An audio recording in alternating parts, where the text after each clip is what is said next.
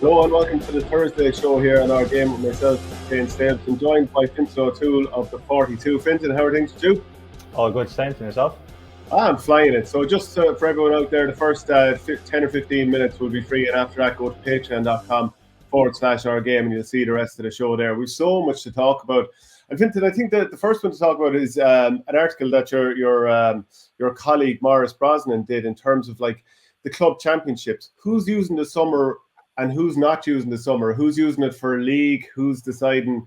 It's pretty much down period. We're waiting for players to come back from America and so on. So would you give us a quick run through of that? Yeah, so it's just something we were chatting about during the week, the two of us, and like he kind of did a lot of the groundwork and maybe just give him a small bit of help in it. But basically, yeah, just looking around the country to see when certain counties have started. I suppose we just took senior as a kind of a snapshot of it. I understand junior and intermediate is relevant for a lot of counties, but just with all the debate to see, there is this notion kind of being peddled. I thought it was kind of misleading a couple of weeks ago that there was going to be no games played in July, August, that every county was going to shut up shop. The vast majority are getting up and going. They've already started by the last couple of weeks of July, or they're starting the next week or two. A couple of kind of maybe exceptions that kind of stand out is the Tyrone Football Championship isn't getting going until about the third week of September. But they have a very, I suppose, competitive league system. They put a lot of store in it. They still have 5 rounds left in it. So that's taken very, very seriously up there. So I guess the players are getting a good run of games in the senior league. I'm not 100% sure is this the reason, but I do know there would have been obviously a good few examples of Tyrone players in America. So maybe the thinking was to wait for the championships to come back. And Tyrone obviously also have like two things in their favour. They don't really have a hurling dual system that affects other counties, so they can afford to kind of just focus on football. And something as simple as they have a great facility with floodlights in Healy Park, and they have a couple of others as well. So they kind of run games over kind of a Thursday, Friday, Saturday, Sunday.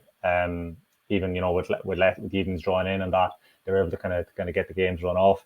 Armagh probably another one, maybe a little bit later. The first round is then for the 9th, 11th of September. Fermanagh the same, but in Fermanagh's case, there's a lot of very, very small. It's a small pool of clubs you're drawing from in terms of they're competing in the senior championship. And then the other end of the scale, I guess, is that this weekend you have like the Kerry hurling final in senior hurling, the Carlow senior hurling final, Wexford senior hurling semi-finals, and the Wexford senior hurling final will be Sunday week. So they've all kind of opted for a different kind of a system, focusing on the hurling first, and then kind of football takes over in those counties. Obviously in Wexford, a lot of guys are dual, but even in Kerry, there's more dual than you would think. You kind of have a lot of clubs kind of outside the tree. They're predominantly hurling, but then some guys feed in. Like I think there's a couple of guys playing the county final this weekend that then would also play football with Jack Barry and Diarmuid O'Connor's club, for example. So that's probably obviously kind of a fixture consideration there again. But just interesting to see that I think the county finals will take place in their traditional slots in lots of counties in October. But I think the one thing that's been overlooked and the one difference is that in a lot of counties, they are able to have a couple of breaks in the middle. They're able to play maybe every second week, or maybe play 2 weeks in a row and then give players a week off.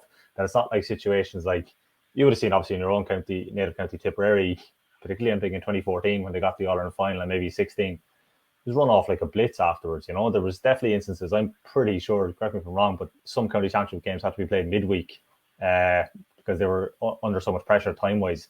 It looks to me like the midweek isn't an option, or sorry, there's no pressure to play it on midweek. Counties are able to play the stuff on weekends. They may be able to go every second weekend hurling football. There'll be kind of breaks between quarters and semis, so they just have a little bit more kind of, I guess, room to breathe. But like we'll end up at the same end point. You'll be doing a show here and it'll be like 15 county finals and maybe the second Sunday in October. But I think when you actually look at it, then you will see the players haven't been pushed to their absolute limit, the guys that have got to that county final stage.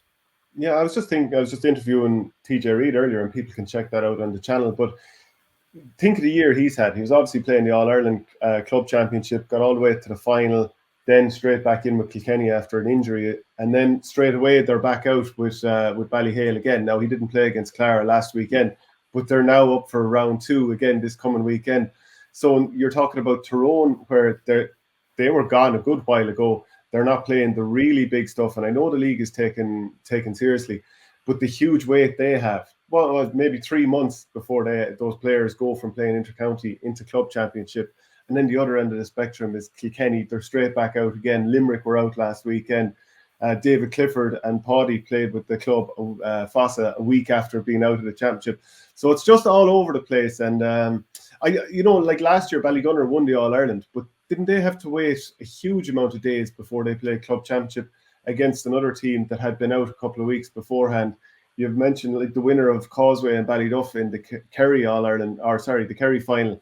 They probably won't play till maybe October. And, it might be against a team that had played loads of games. So it's a little bit disjointed.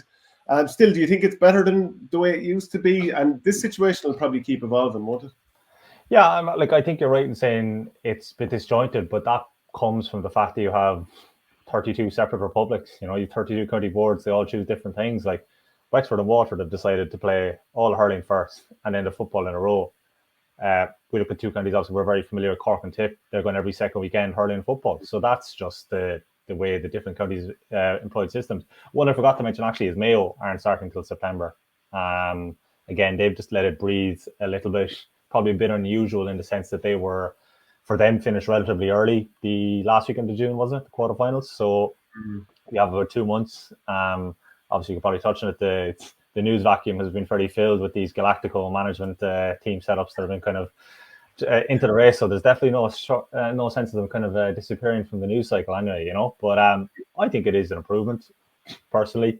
I just remember a situation, and this is kind of about 10 years ago, but when kind of Cork footballers were contesting All-Ireland finals, I would have seen clubmates, Daniel Yule and Kieran Sheehan would have played All-Ireland finals on the Sunday, but had to play club matches on the Tuesday and Wednesday. I remember when they won the All-Ireland, Kieran missed the night in Bantry, I think, for the captain's homecoming because he was playing an under-21 hurling game on the Tuesday night. So that's obviously crazy stuff.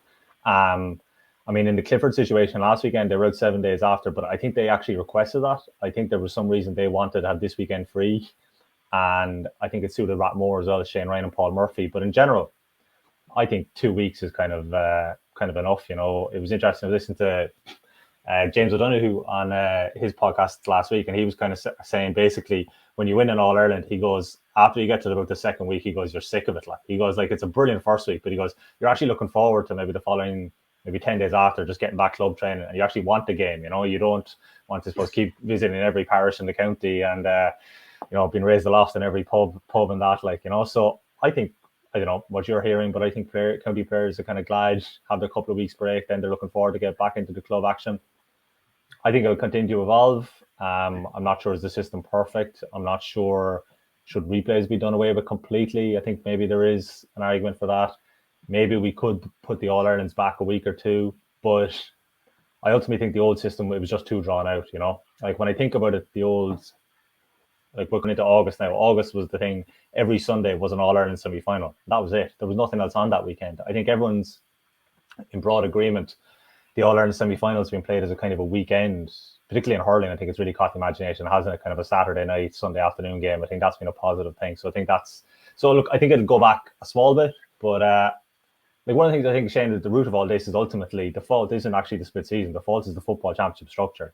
People were waiting so long for good games to get going, particularly in football this year, that when they got going in the All-Ireland series, it was over so quickly because, we're waiting all year for the All-Ireland quarterfinals, and we wasted so much time, you could argue, with the provincials eating up so much of the time and taking up so much centre stage, that people felt a bit shortchanged. Maybe next year's system will be better in that sense, that the provincials will be a bit more compressed. We'll have this new All-Ireland round-robin structure, and when people see those games, they might feel better. But I think those kind of exhilarating moments, we're both at them, the Galway Armagh penalty shootout, the Sean O'Shea free, the David Clifford, Shane Walsh shootout, fantastic to watch. But then it was all over. So if you're mainly into the county game, which is allowed, I think there's an element of probably, I don't know, even it's almost them and us, it's like you're either one or the other, or it's not allowed to be kind of one or the other in a way, But I think that's probably the bigger issue. What way are we using the 7 months that we have for the county game, and whether they're being used efficiently? Yeah, no, I couldn't agree more. And maybe we are club snobs at times, but we love the club game. I don't hear any inter-county player complaining about the new way the season is going. Again, I just love to cut the league in half and use that extra couple of months to spread out the championship a little bit more, let it breathe a bit more. If you want to move the thing forward a little bit to have the All-Ireland finals in August, that's fine. Let's use January for All Ireland club semi-finals and finals. I don't mind too much. But we've talked about that before. Anthony Cunningham has stepped down as Roscommon boss. I can't help but think Laois's ears will be pricked up. Offaly's ears will prick up. Dublin hurling ears will prick up as well. They all have vacant hurling posts at the moment. And obviously he was a selector under Pat Gilroy in 2018 with Dublin. So I wouldn't be shocked if he washed up somewhere in the hurling world next year, because he's obviously got a very good CV. Yeah, he's a very interesting manager with the way he swapped between both codes. Right from the time that, like, when he took the Galway management job and he was juggling, I think it was Gary Castle at that time, they were all learning club run. He's obviously kept his hand in with the Dublin hurling role, the few years with Roscommon, which I think on the whole he did a very good job. Don't think his stock has fallen in any way. With the one division, got them back up to, or leaves with them back in Division 1 league football. They have retained their status as kind of one of the almost equals to Mayo and Galway in terms of challengers in Connacht. Obviously 2019 was probably the most memorable one for them, the fact that they beat Mayo away and then they won the Connacht title.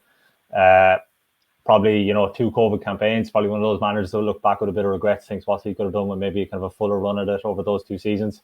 And obviously I think the manner in which they exited the championship this year with that game seemingly wrapped up against Clare would probably kind of grade a bit. But there's a lot of turbulence and a lot of change in the kind of managerial circuit at the moment, and he does seem a candidate with the level of football experience and hurling experience he has, that he has the credentials for a lot of these jobs.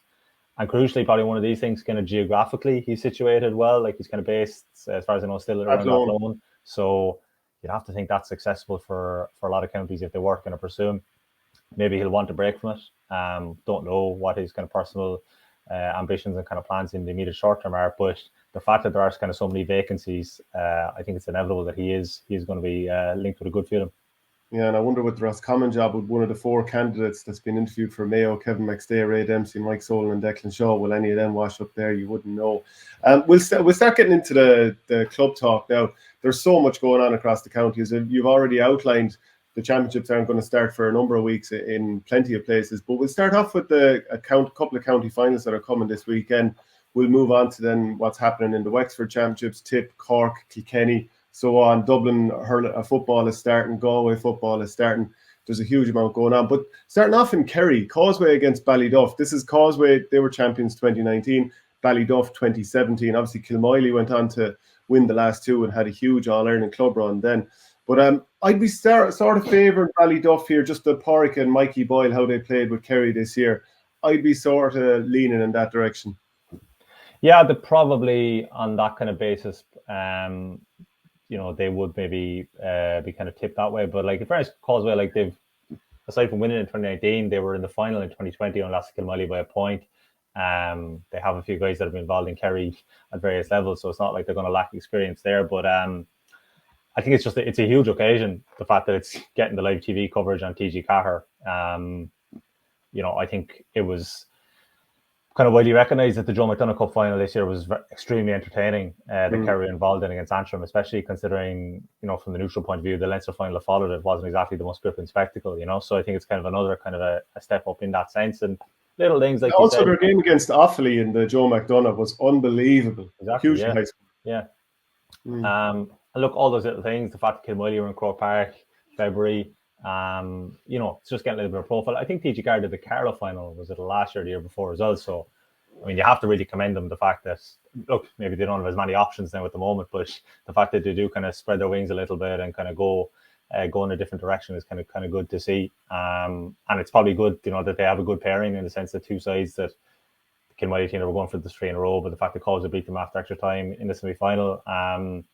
And like, there's just, look, it's just a classic case. It's kind of great stories. You see that one today, that basically put the father and son, like John Mike Dooley, who would have been kind of a Kerry forward. I think he's now 47. He's in goal, and his son Gavin, who's involved in Kerry Hurlers, is playing in attack. Like, so, I mean, these aren't exactly massive, big, bustling parishes which have huge numbers to pick from. So it's kind of all about, I'd say, maximising your resources and making the most of it. And like I was saying to you, with the football element, Causeway would have a couple of players. I think Dan Goggin will be kind of one main guy who'll be playing with Nagale in senior football, Jack Barry and Diarmuid O'Connor's club. So you're kind of drawing guys from there.